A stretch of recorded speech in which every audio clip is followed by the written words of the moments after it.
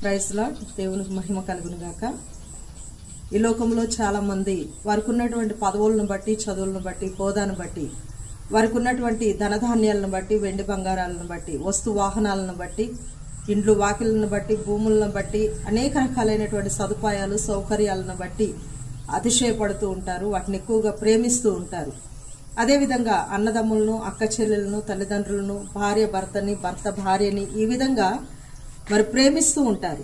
అయితే ప్రభు ఈరోజు సెలవిచ్చేది ఏంటంటే, ప్రేమించడంలో తప్పు లేదు, కానీ అన్నిటినీ అందరినీ ప్రేమించడంలో తప్పు లేదు, కానీ దేవుని కంటే ఎక్కువగా ఎవరిని ప్రేమించకూడదు అనేది దేవుని యొక్క ఉద్దేశం.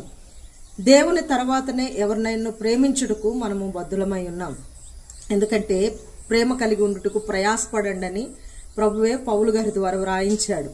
బైబిల్లో యోహాను సువార్త 21వ అధ్యాయం 15వ వచనంలో కూడా యేసుక్రీస్తు ప్రభు యోహాను కుమారుడు అయిన సీమోను, వీరందరికంటే ఎక్కువగా నన్ను ప్రేమించుచున్నావా అని ప్రశ్నించినప్పుడు మరి సీమోన్ అంటాడు, ప్రభువా నిన్ను ప్రేమించుచున్నాను అంటాడు. అప్పుడు ప్రభు చెప్పినటువంటి మాట ఏంటంటే, నీవు నన్ను ఎక్కువగా ప్రేమిస్తే నా గొర్రెలను మేపు అని చెప్తాడు. ఇక్కడ మనం అర్థం చేసుకోవాల్సినటువంటి విషయం ఏంటంటే, ప్రభువుని అందరికంటే అన్నిటికంటే ఎక్కువగా ఎవరైతే ప్రేమిస్తారో వారు తప్పకుండా ప్రభు యొక్క పిలుపును, ఏర్పాటును గ్రహించిన వారై, ప్రభు దేని కొరకైతే ఏర్పాటు చేసుకొని పిలుచుకున్నాడో దాని కొరకు ప్రయాసపడేవారుగా, దాని కొరకు పరుగులెత్తేటువంటి వారుగా, దేవుని యొక్క మాటకు లోబడేటువంటి వారుగా, దేవుడు చెప్పినట్లుగా చేసేవారుగా ఉంటారు.